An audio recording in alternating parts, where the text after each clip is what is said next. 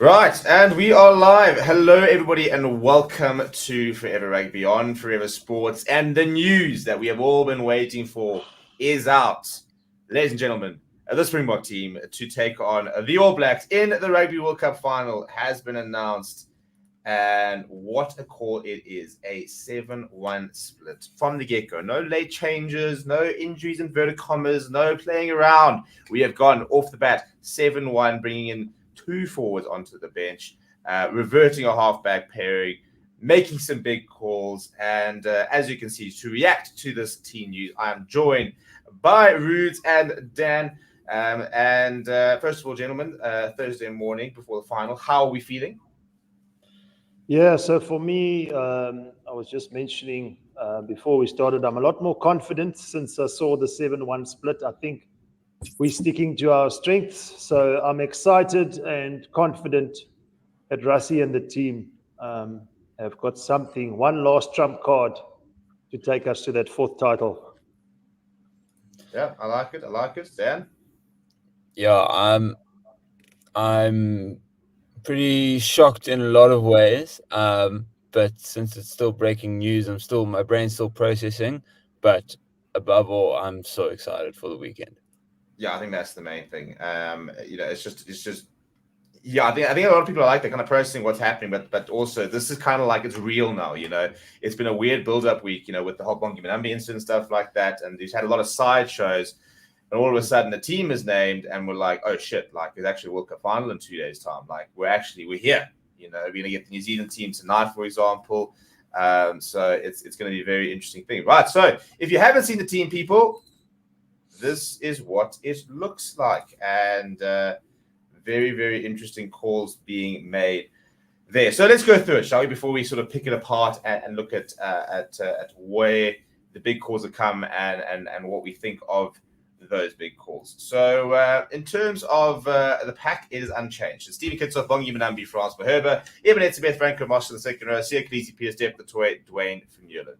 So it is a record-breaking, by the way, loose trio, because I think they equal the most capped loose trio of all time for the box. And unfortunately, they won't get to break it. A bit of a sideshow, but this is actually Dwayne from Newland's final game for the Springboks. Could actually be other players' final games as well. We don't know, but that is confirmed that it is doing well. Not confirmed, but he's basically said that he will be hanging up his boots. He just refuses to say it because he's worried about it changing the mentality. So an unchanged pack. Then the big calls are Faf de Klerk, Handré, Pollard returning to the starting lineup, which I think we probably all expected after last weekend. The rest of the backline remains the same, and Ches and Colby, Damien Delindi, Jesse Creel, Kurt Lawrence, Damien Willemse. We've then got a 7-1 split on the bench, as mentioned. So is Dion Fourie, Oxen Chair. Trevor Nyakane comes in for the injured Vincent Koch. So I think Vincent Koch probably would have started. would have been on the bench ahead of him. But I'm a massive Trevor fan, so I don't think that there's any drop of quality whatsoever there. Jacques Nienaber, so that the Munster duo. So Jacques officially becomes the first player to have represented Ireland to be playing in the World Cup final. Kwaka Smith and Jasper Wiese then close out that bench. Billy Leroux, the only backline player on the bench, which in itself is a very interesting decision. Roots, talk us through. I'll give you the halfback pairing decision. Faf de Klerk, Handré, Pollard. It was a decision that a lot of people expected, and maybe a decision that had to happen after last weekend's performances and looking at the winner this weekend. 100%. I think just taking a look at Faf de Klerk and Handré Pollard coming on in that second half against England, where we were seriously under the pump. A rather average England team rocked up and put us under severe pressure. And I just think the calm heads in terms of experience from Faf de Klerk and Handré Pollard was enough, especially keeping in mind, I'm sure the coaches would have had in mind, should they play the All Blacks in the final, that this 7-1 split would come on. And experience is definitely everything in the final. We saw Handré Pollard kick the winning kick. And I just think the understanding between the two of them is great. Yes, perhaps with Pollard there, we've lost a bit of the attacking prowess. But again, it's according to what the Springbok game plan is. And I think the Springbok game plan hasn't wavered. We might have done a 5-3, 6-2, 7-1. But I think for this final game, it's one last push and the energy of the guys is going to be up, and it starts obviously up front, but then the 9 and 10 steering that ship, I think, gives a lot of South African fans a sense of calm at the moment.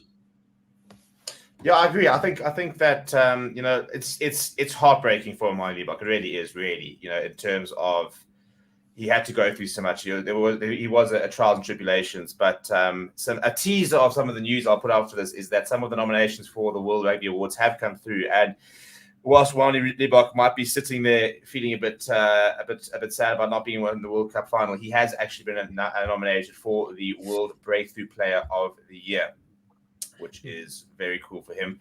It is heartbreaking for him because I think, you know, it would have been really cool to have seen him after all the abuse, after all the doubt that they put into him to come into a World Cup final. But at the end of the day, it's horses for courses.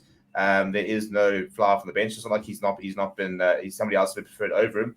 But Dan, let's talk about this bench. A 7-1 split, which is a huge call, and then also no scrum off on the bench, which is, you know, always the one position that they talk about they have to have on the bench. They have to have a scrum off on the bench, and they've decided, well, actually, we don't have to have a scrum off on the bench. We'll put BITDEFENDER on the bench.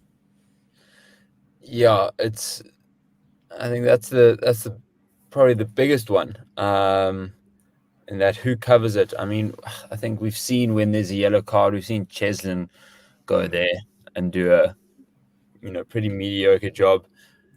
I mean, I think Faf definitely played himself into a starting position. I don't think there's any doubt about that. I think he's had a really, really good World Cup. His kicking has been phenomenal, and it's just control of the game. But with no replacement, no new injection of kind of any energy from the base, or, you know, generally it's a change of tempo that we often will switch up with the scrum off change, and that often has now come with, you know, when Money and Handré have been swapping. So it's huge. You absolutely can't get a card, and you absolutely can't get injured. And I think they'll be trying to get in his head as we did with Ben Youngs in the last final. Yeah, I think it's a very good point. You know, I think the mental part of this as well, you know, in terms of showing the hand and saying this is the 7-1 split and stuff like that, is a big part of this. I think, you know, New Zealand said to name their side tonight. I'm interested to see if they do go to the 6-2 split, which they did last time against the Boks, which almost like sort of forced us to go 7-1. And we said, well, you know, you want to put an extra forward in the bench, we'll add an extra forward in the bench. You know, whatever you can do, we'll just take it one step further. But there's a couple of interesting calls here. Rubes, let's talk a little bit about the Jean-Claude Arceus-Name combo. You know, the two players who've played a lot together. Jean-Claude has, I wouldn't say been a revelation because, you know, well, he has to a certain degree, I think, but I think he's been the number 4 lock that we've kind of been waiting for. You know, somebody who can, no one's going to match even Etzebeth, but he can bring on that sort of physicality, that enforcer. He has been, you know, at really good when he's come on. How big is he going to be able to? I mean, we could basically bring on you know, it'll be interesting to see how this sort of this pack looks like, because I think that Bongi Manamdi goes the distance and we end up with a brand new leash trio of Kwaka Smith, Jasper Wiese, Deon Fourie, 2 new locks in Jean-Claude Arceus-Name, and 2 new props in Oxen Chair, Trevor Nyakane. You know, so but that lock combination in particular is a very powerful one. 100%, Steve. I think the trick will be in the timing for the Springbok management. If you take a look at a guy like Franco Mostert, perhaps not the most physical in comparison, but I think his work rate, his defense, his ability to be everywhere, as well as secure line-out ball, makes him invaluable. But then you have a guy like Jean-Claude replacing perhaps Eben Etzebeth. We know they're both physical players, so there's a lot of similarities. Eben, obviously, the king of the physicality, but to have that, there won't be a drop-off, I don't think, when the replacements come on. In the All Blacks feeling that war of attrition, that battle bruises that they're consuming will just continue with the players that come on. So your Arceus-Name is perhaps also a skillful player, so he might open up things with his handling skills. But again, a massive physical presence. We take a look at, obviously, the try that he just took out a few England players and went over the line and scored that try. So for those players, they must be, in terms of the excitement to have a contribution to the final, who better to replace than Eben Etzebeth, Franco Mostert. You know you've got a real sense of responsibility. But should we get the timing 100%, which I believe we will do, I think that pack will be too much for the All Blacks. It will be interesting to see what sort of plan they have to counter that. I definitely don't think that they will be able to match us if we get our timing in the subs right. But an absolute blockbuster in terms of full-on contact, physicality, and South Africa are definitely prepared for that. Yeah, 100%. I think the one thing I mentioned about Jacques Nienaber, which I quite enjoyed about him, is that, traditionally, your number 5 officer who runs the line, and Franco Marcelo Diallo have always been so important. But I've been very impressed with how Jacques Nienaber has contested at the front of the line out. I think he's someone that's been really good when he's come on, and when he started, he's been really competitive with the line out. So I think that him coming on later on in the game, when we might no longer see a Franco Mostert, I think will be a very nice boost to the team there as well. Let's go to some of the comments and see what everybody else has got to say. Couple of lots of comments coming in, you guys, so we'll try and read a couple over here and there. Some people are saying, so Johnny Piles was saying, I think I like this lineup. Also, I think this lineup is for the weather as well. Weather's definitely playing a part, I reckon. David says, not happy with Billy being the only back replacement, would have rather played Moody or Ligwa. Quite a risky split, now we see. Christian says, we beat them 7-1, so why not use the same foundation? A certain amount of method to the madness. I do think it's a very different New Zealand side to the one that we can take on in August. Yes, there's only like 1 or 2 players that are different, but I think the New Zealand bench, it was Tupou Vai and Josh Lord and the likes off the bench in August. Now it's going to be, Sam Whitelock and Dot Papali'i, and you're going to see Shannon Frizzell starting. So I think it is a much better New Zealand pack. Contender says, remember versus Argentina and Johannesburg, Faf virtually played a full 80 minutes after Grant Williams' horror injury. Fingers crossed we don't see him go down. Jason says, what the hell does Varsity think to have a 7-1? Would like to see Handré, Estes, and then Kane and Moody and Marnie in. And the Crow tips. Hello, Chris, saying the Boks are lucky it'll probably be wet because his backline will not worry the All Blacks. Look at him being a hater on my boy, JC Creel. I reckon JC Creel scores this weekend. Let's talk about the risk factor, Dan. No reserve scrum half, for example, is obviously the big call that they're talking about. But I mean, more than that, we've got Damien Williams as an option at 10, Faf as an option as 10, for example. We've got a couple of other options at wing and stuff. But, obviously, with there only being a Bilulu who covers sort of fullback and wing, your Pollards, Fafs, and the centers are probably, your indispensable players really here. Jesse Creel, for example, for me now becomes more important than ever because Damien Delende, whilst he has played at 13, I'm not a massive fan of him at 13. I think it's a position that he needs a lot more time into to sort of adjust. How worried do we get? Are we? Is this one of those games where every single time a backline player goes down, we start to sweat? Yeah, 7-1. It is to a degree a toss of the coin because you can't accommodate for the freak accident. That Grant Williams example is exactly right. Like crazy stuff happens on a rugby field. People are running and smashing each other and people get injured. And this Bok team, or this particularly the last year, it's been in the building in the lead up to it is just versatility, right? How many different ways can you contribute to this team? Cool. If you're a specialist, that's unbelievable, but not everyone is Malcolm Marx, and you need to be able to, do a multitude of things, fit in a multitude of positions, to be able to kind of count yourself worthy. And I'm particularly interested in the Dion Fourie at 16. Even he even wore the number 16 last week, but played as a flank. Like, is that even just a psychological game not to put him as a 20, for example, and well, I suppose he is technically the hooker replacement, providing Mongi Manambi goes down. Right. So you have to have a hooker replacement, and he is him. But can Bongi play 80 minutes is a massive question that's on my mind. 80 minutes again for me is the big thing. So obviously, he went 80 last week. Exactly. Yeah.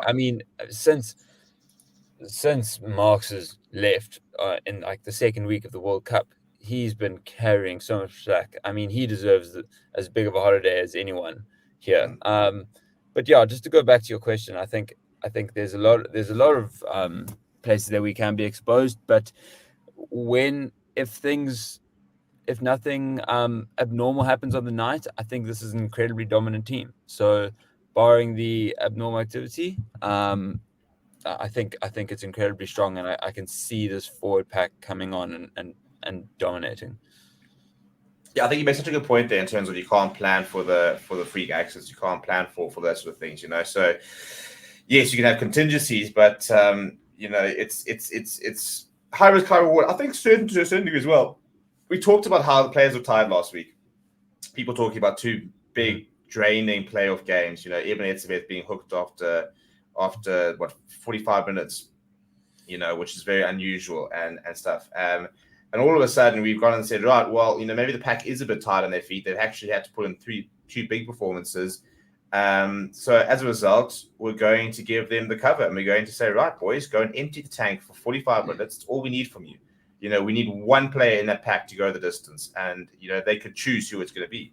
You know, they could literally. I mean, they could. Peter Troy could go the distance, and Dion Free could replace Bongi Benambi. We could see, you know, a Franco Moss do the distance and swap to flank, for example. You know, it's options for pretty much everyone bar the props ready to go the full 80 if they need to. So I suppose, you know, Roos, from a coaching point of view, you're now dealing with a team which are fatigued. You know, there's no doubt there will be a certain amount of fatigue, but you can also sit there on the day and monitor and say, right, this guy's actually 100%, he's actually coping really well. He can go the distance, and we can actually almost plan around, okay, cool, whoever's coping the best from a fitness perspective and an energy perspective, we can back him. But everybody else, go and empty the tank, and as soon as that tank is empty, we've got options to bring you off. Because yeah, realistically, I mean, the last couple of games, the forwards I think have looked a bit drained, but the backline players, especially last week, weren't as involved. So not to say that they're not going to be tired, but we've seen more fatigue in the pack.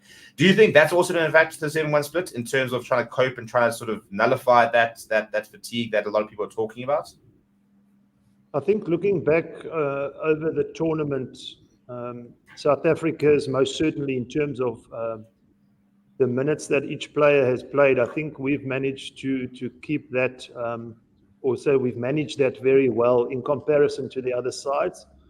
I haven't taken quite a deep look at the All Blacks in terms of their player minutes, but I think there were players, especially after the two very, very intense quarterfinal, semi-final, the players were dead on their feet. But I think perhaps then also always there was a plan to bring a Eben off so that he can start recovering. Keep in mind that I think this week, physically, I don't know if there was so much demands on the players in terms of training. I think it's a lot of mental preparation. So I think even though the All Blacks did get an extra day to recover, I don't think it's going to negatively affect us. I think the coaches, I think it's all about confidence in each other in this group. So each player looking at the other player coming off the bench player looking at the starting player, they just have that confidence in each other that if the physical perhaps does wane in this last game, mentally they'll be able to make that shift and make amends where they're perhaps physically lacking. But I think all in South Africa have a deep rooted understanding that this is the final game, that they need to throw it all at the All Blacks. And that's why I think, even though there is a lot of risk involved, I think that the Springboks have faith in what the Springboks want to do, and what we want to do is win the World Cup for the 4th time. Yeah, and never lost a final. So a nice little sort of addition to that. And we've got a very cool preview being dropped later today. A promo is going to be dropped in the next hour. I have been teasing it throughout the week to everybody who's been watching. We'll have confirmation on exactly what I've been talking about in the next hour and stuff like that. So in terms of, I mean, looking at this, in terms of, I wanted to talk about a specific player, Dan, and that's Trevor Nyakane, who played in 2019 against New Zealand, and in this first scrum, his calf blew out basically, and that was his World Cup, and he was flown back for the final, but he played like half of rugby, and it was like the most heartbreaking thing for somebody who had to like really go back to the drawing board. He'd worked himself into being a proper tight-head, loose-head option, worked his way back into full fitness, got himself back to that squad, and then got injured. He is coming in for the injured Vincent Koch, but what a turnaround for somebody who missed the entire 2019 Rugby World Cup to now be playing in a final. He's somebody who's had to adapt a lot in his career, But I mean, how special a moment is this for him? You know, when you think of what he went through in 2019 to now, him and Jesse Creel as well. Jesse Creel missing the majority of the 2019 World Cup, and they're now both getting involved in the final. Yeah, two incredible redemption arcs. Yeah, I'm so stoked for Trevor. I'm a massive Trevor fan. I think he is absolutely rock solid. Not that I think Vincent Koch is any less good or brought less. Obviously, he did two massive shifts, France and England, when it couldn't have been more necessary. And it's a real pity that he is injured. But fresh Trevor, having not played, I think he's not going to want it. No one on the pitch is going to want him more than him. He is going to come out absolutely firing, not only because he has been dropped for the last two games, but because of that redemption arc that you spoke about, and we've seen what he did against the British and Irish Lions, like single-handedly dominating that scrum and winning enough penalties for us to kind of get saved out of some horror positions, much like Ox did. And just between those two, I mean, you're really, really going to be tough contesting. And I mean, a lot has been spoken of the redemption of also the All Black scrum. So it's going to be real stiff competition. I don't think it's going to be a case of, let's say, the lack of quality that unfortunately Carl Sinclair and Ellis Genge were compared to Coles and Marler last weekend, because that was just a significant drop off and everyone could see that. But incredibly happy for him, and I think I think the Bok team's better with him in it. Yeah, I like that. Let's talk about the New Zealand side a bit here. I do think that from a starting point of view, I do think that their starting front row is top quality. I think Ethan de Groot, Tyler Lomax have proven that. Tamati Williams and Fletcher Newell expected to be named as the replacement props later. Roots, two young props, two very exciting props. I mean, Tamati Williams, especially in the youth loose, is one to watch. But I mean, you think with the 7-1 split, you think with the power, that's got to be an area which I think that they must be targeting later on in the game. I think they must be looking and they're saying, 20 minutes to go, brand new pack on, Oxenshire. I'll say it very comfortably, the best scrummager in world rugby right now. He's proven that in the last couple of weeks. On 4, I don't think there's anybody who's been more distracted than him during the World Cup. That must be a big tactic for the Boks to sit there and say, right, with 15 minutes to go, we back Oxenshire and Trevor Nyakane there to obliterate that front row and to win us those penalties in the last stages. Yes, Steve, I agree with you 100%. I just hope that Ox decides to eat a couple of chocolate cakes before Saturday's final, just to get that extra last percentage of power. But I also think for the guys that are starting on our side, Kitshoff and Frans Malherbe, I don't think South Africa is going with the mindset necessarily that we're going to wait until the 60th minute and then we're going to unleash our scrum. I think Stephen Kitshoff and Frans Malherbe will have a specific job to also put that intimidation factor into the All Blacks, that they feel what the scrum feels like starting off. And then second half, the All Blacks will have their own realization that it's only going to get better for the Springboks and worse for them when Ox comes on, just because of the freshness. But I think for Kitshoff, there's been a little bit of criticism. He's been the talk has been that he's been rather average, but I think it's just Oxenshire that's exploded in this World Cup with that massive scrum that got us the penalty. But don't throw out Kitshoff and Malherbe. I think in terms of it's a final game, they're old dogs when it comes to this sort of thing. They've been here before, and I think as much as the All Blacks have definitely got a scrum that will contend with us, I think we're going to well them up front initially and then unleash with that bomb squad front row that will just obliterate the All Blacks, because I don't think, as much as Fletcher Newell and the Tamati Williams definitely imposing people, but it's a confidence thing as well, and we just want to know, or we want the fans to know that I think South Africa is confident. I mean, who calls a mark inside their own 22 and then calls for a scrum? I don't know if I've ever seen it before. So it's those sort of things that the All Blacks are going to be aware of. I saw, I think it was Matt Williams, one of the other pundits on another channel, was talking about the scrum. Why do teams now scrum for a penalty? that is our strong point. That is what we want to do. And I think the scrum is most certainly the place for all shapes and sizes. And we will scrum for a penalty if we're doing so legally. And there's no problem with that just because you don't have the pack that we have. Don't hate on us. You go do you, boo. Yeah, no, look, he's been rightfully, I think, taken apart in across social media and stuff like that. At the end of the day, every single team is going to back their strength. I mean, this is the World Cup final. You know, people are talking about, oh, this is going to be a boring game, and I could not give a flying continental what the game looks like on Saturday. If we just literally crash it up 45 times, you know, to try and find us points, and that wins us a World Cup, then we do that. As I said, you know, the whole growing the game and stuff like that, we can worry about that in every other single match. This is a World Cup final. And, you know, that's what Dan Bigger last year said, you know, when he was asked about, oh, Dan, what do you think about the boring rugby? And he says, well, hell, boring rugby's won them a World Cup, has won them a British Irish Lions. So I think I'll take a bit of boring rugby if he gets me those sort of results. So, yeah, I think that's a very good point. And yeah, you know, play to your strengths. So it's a high risk, high reward strategy. And we were treated to enough good rugby in those quarterfinals as well. Yeah. You know, I think we maxed out. I think that's actually where this Rugby World Cup peaked, unfortunately. Yeah, no, the quarterfinal round was mental. And look, to be fair, yeah, and I mean, look, Marnie Libox dished out some no-look cross kicks and stuff like that. So don't come here with you don't have the flair and stuff.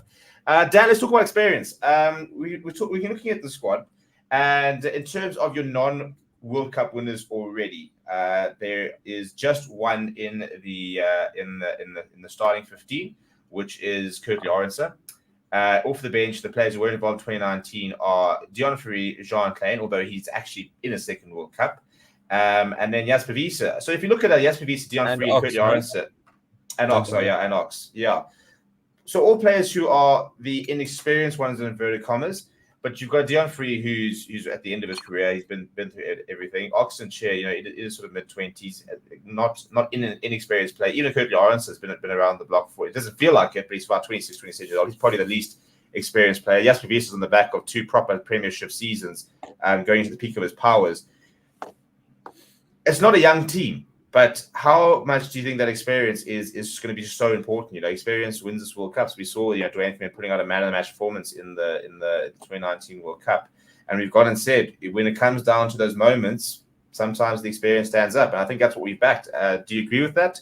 A lot of people calling for Kane and Moody, for example, and I'm not worried about Kane and Moody. I think Kane and Moody's going to play 100 tests for the Box, but it's just in terms of this experience. How much the experience is going to be vital come Saturday? Yeah, huge. And you can see it in the way that they select their teams. There is, you don't want to call it conservative because it can be just actually put as smart. You know, if you continue winning and you naming your experienced team, then it's smart. But if you lose, it's conservative.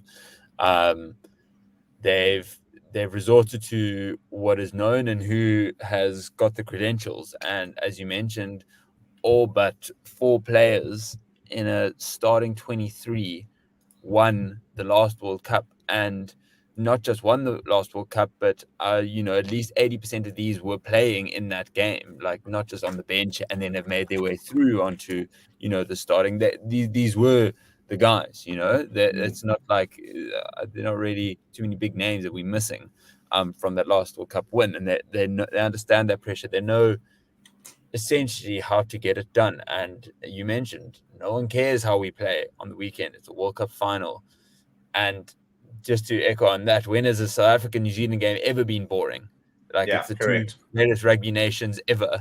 It's going to be fireworks. These guys throw themselves at each other. They break bones like with one another, which is also worrying with the 7-1. But the experience at the end of the day, the level-headedness, the ball's going to be wet. It's going to be horrible conditions to play in.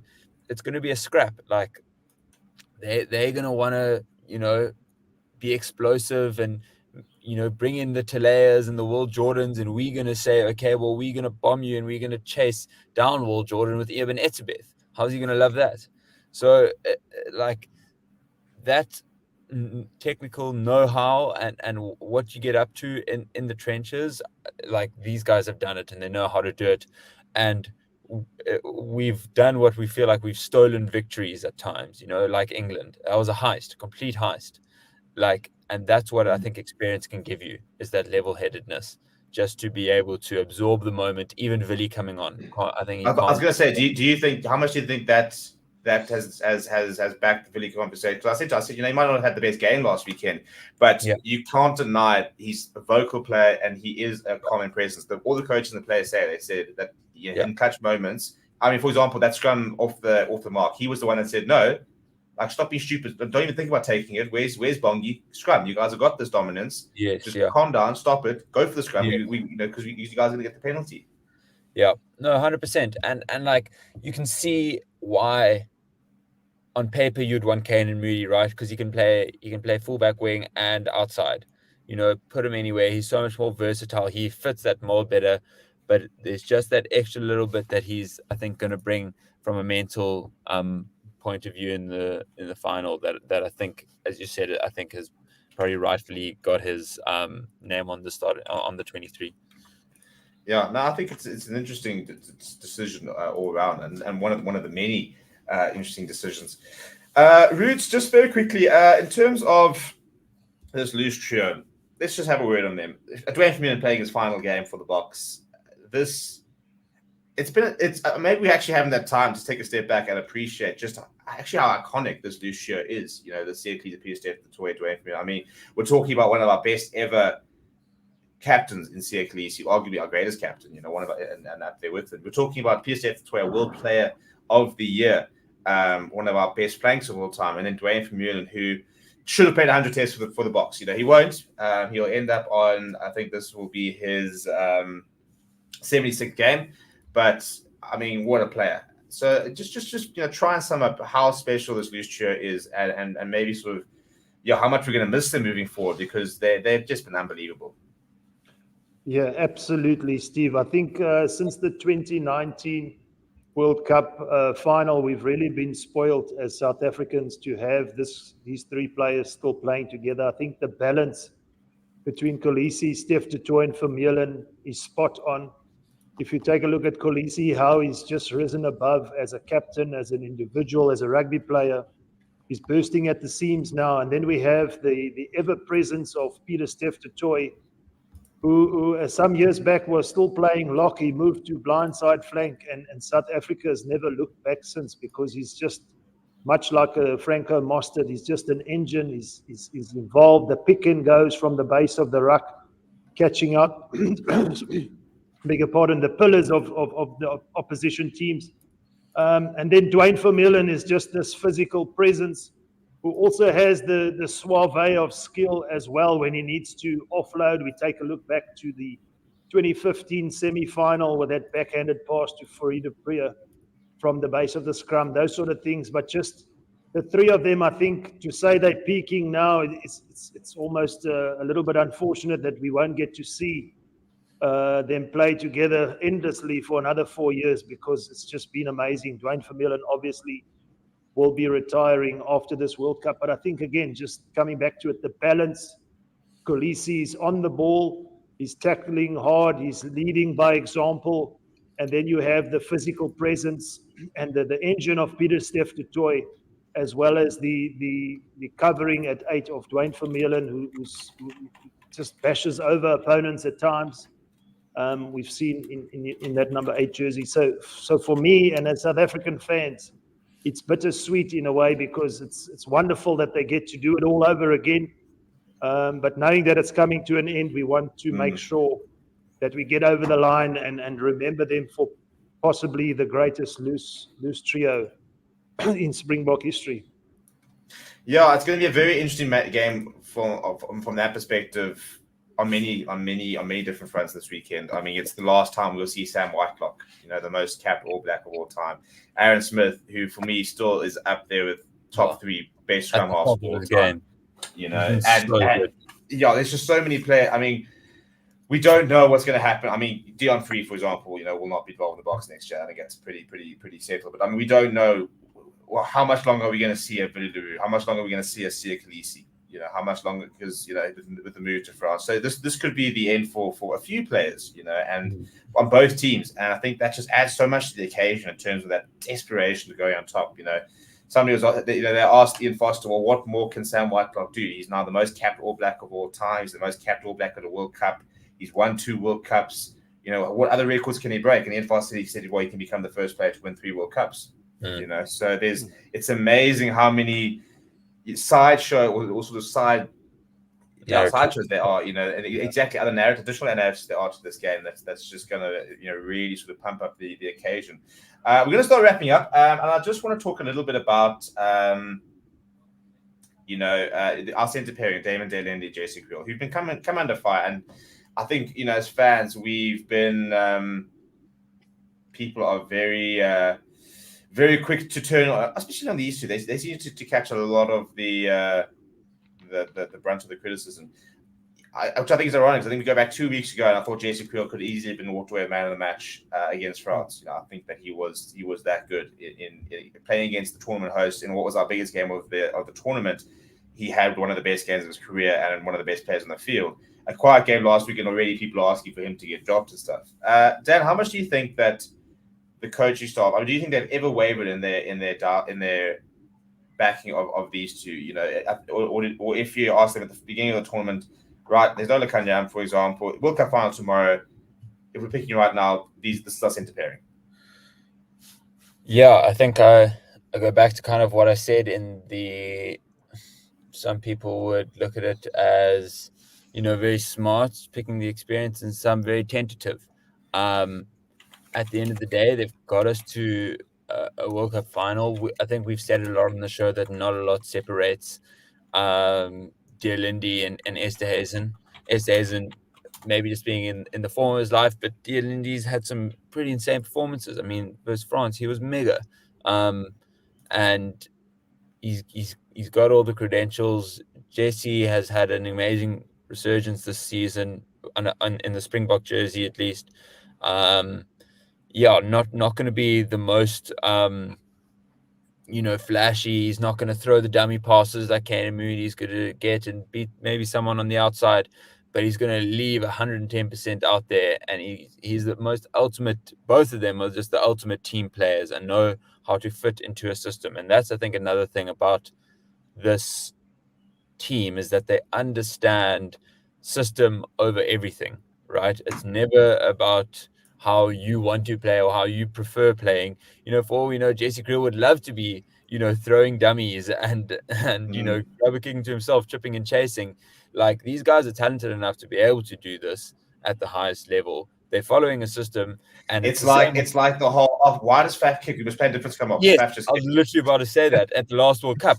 People were screaming at Faf, like as if he's just going out on a whim and doing and it. Deciding, you know what? I think this would be a good idea. Yeah. Like, and we wanted to win that World Cup, and that that silenced South Africa, but that was the whole narrative. Everyone was giving Faf so much cuck for that. So I think they're the ultimate system players, and they know the system better than anyone else. I mean, you even just go and look back into us bringing back Lucanio, and everyone was surprised when we did, but that was just someone who can slot into a system, and if he needed to play 30 minutes of rugby, geez, we could push it, you know what I mean?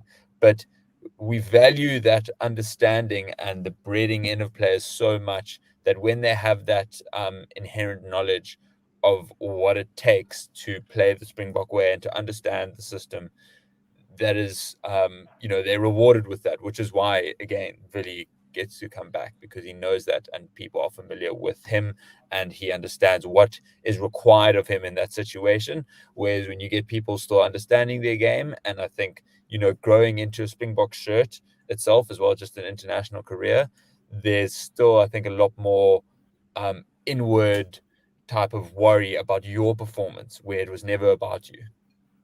Yeah, no, I really like that. I think it's so true. I think it's something that just some people, it's almost like they don't want to believe it. This whole idea of people playing to a system, people playing to a game plan, people playing to the way that they not forced, but just sit there and say, right, well, this is how we want to play as a team, and you need to fit in. And Rassi said the other day that there's one thing that he knows, and he can confirm. He said, well, you've got the right players here, and that was so much more than just from a talent perspective, so from a personality, from a mentality, you've got players who believe in a system, who back the coaches 100% and who are willing to do whatever they need to do to make sure that the team sort of comes first.